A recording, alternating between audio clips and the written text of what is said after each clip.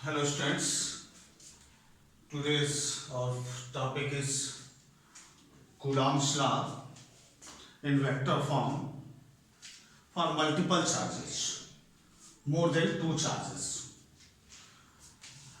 Then total force due to a number of charges on a particular charge is the vector sum of all the forces, vector sum of all the forces on that charge by other charges.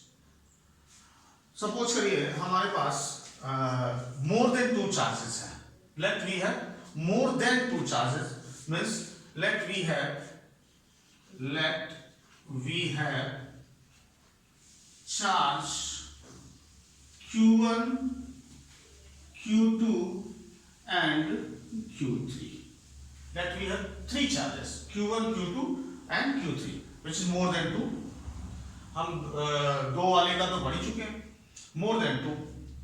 अब suppose कर लें कि एक charge Q1 है जिसकी position हमने यहाँ दे दी, या सपोज कर लो Q1 की पोजीशन हमने बीच में कहीं यहाँ दे दी. This is Q1 and this is Q2 and here Q3. तो हम किसी एक फ्रेम में अगर लेते हैं, कोऑर्डिनेट सिस्टम में ले रहे हैं इसको, तो कोऑर्डिनेट सिस्टम के अंदर हमें पता है कि हमें पहले क्या करना है. तो फोर्सेज के लिए वेक्टर फॉर्म में इनका हमें क्या लिखना है, हमें इनका पोजीशन वेक्टर डिनोट करना है. सपोज कर लीजिए कि Q1 का पोजीशन वेक्टर कितना है, वेक्टर R1. देन Q2 का पोजीशन वेक्टर कितना है, this is R2 and position vector of Q3 is R3, vector R3. And R1, R2 and R3 are the position vectors of Q1, Q2 and Q3. There are three charges. Then position vector for force on Q1 by Q2 is denoted by R21. आप इसे जानते हैं बेटा तरीके से, यानी एक ये वेक्टर हो गया ये R2, ये दूसरा वेक्टर क्या हो गया R3 एंड दिस इज क्या R1. Then second vector Q3 towards Q1 is denoted by क्या R31 वेक्टर. हमने कहा कि Q1 के ऊपर अगर फोर्स की बात करें तो हमने कहा Q1 के ऊपर जो टोटल फोर्स होगा by Q2 and Q3 is equal to the sum of force by Q2 on Q1 plus force by Q3 on Q1. यानी Q1 के ऊपर जो Q2 जितना फोर्स लगाता है, Q3 जितना फोर्स लगाता है, इन दोनों फोर्स के वेक्टर सम के इक्वल फोर्स होगा किसके ऊपर, Q1 के ऊपर. तो हम वेक्टर सम की बात करें तो हम ये देखते हैं Q3 किधर फोर्स लगा रहा है, तो किधर Q3 के फोर्स का डायरेक्शन क्या रहा है, ये देखिए ये डायरेक्शन होगा किसके, Q3 के कारण, और ये डायरेक्शन किसके कारण होगा, ड्यू टू क्या Q2.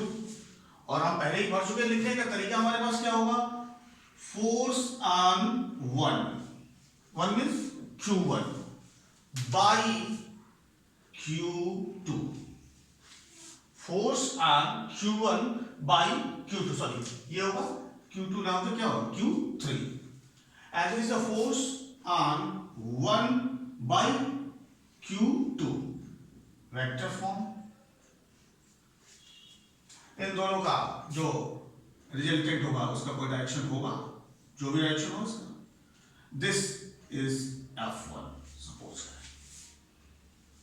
देन हम लिखना चाहें कि F12, what is F12, vector F12, तो हमें पता है F12 इक्वल टू क्या होगा, first K, next Q1 and Q2 upon distance between Q2 and Q1 in the direction of Q1 is equal to कितना R21 का स्क्वायर. और हमें पता है इसका वेक्टर डिनोट करने के लिए हमें क्या करना पड़ेगा, हम पहले पढ़ चुके हैं R21 unit vector. This is force number 1 F12 and then 13. What will F13? Then is equal to K Q1 Q3 upon R31 square and R31 unit vector equation number 2. हमें पता है पहले से हम पढ़ चुके हैं. हमने 2 का लिया, 2 चार्जेस का हमने स्टडी किया, इन 2 चार्जेस का और इन 2 चार्जेस का. हमें पता है इन दोनों का जो रिजल्टेंट होगा वही क्या होगा, नेट फोर्स होगा किसके ऊपर, Q1 के ऊपर. हमारे पास 2 फोर्स लिखेंगे F12 and F13. Then according to superposition F1 is equal to F12 plus F13. F1 is equal to F12 plus F13. ये हो गया हमारे Q2 और Q2 और Q3 के कारण Q1 के ऊपर लगने वाले फोर्स की वैल्यू. अब नेक्स्ट पॉइंट है, सपोज करिए we have a number of charges. We have a number of charges means Q1 Q2 Q3 and so on क्या Q1 and so on Qn. और force on charge Q1 by Q2 Q3 and so on Q1. Then by this way we can write F1 is equal to F12 plus F13 and so on F1, and we can easily write it. यानी Q1 force on Q1 is equal to the sum of forces by Q2, Q3, Q4, Q5 and so on Q1. Vector sum of forces by Q2, Q3, Q4 and so on Qn. This is the general formula.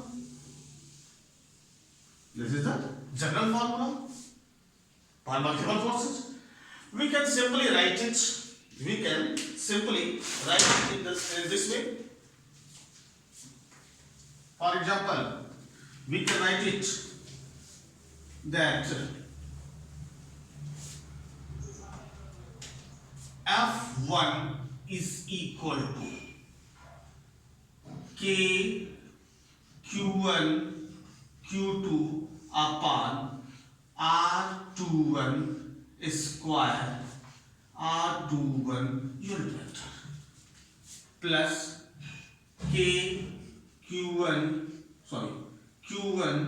Q3 upon R31 square unit vector R31 and so on plus K Q1 Qn upon Rn1 square R1n1 unit vector.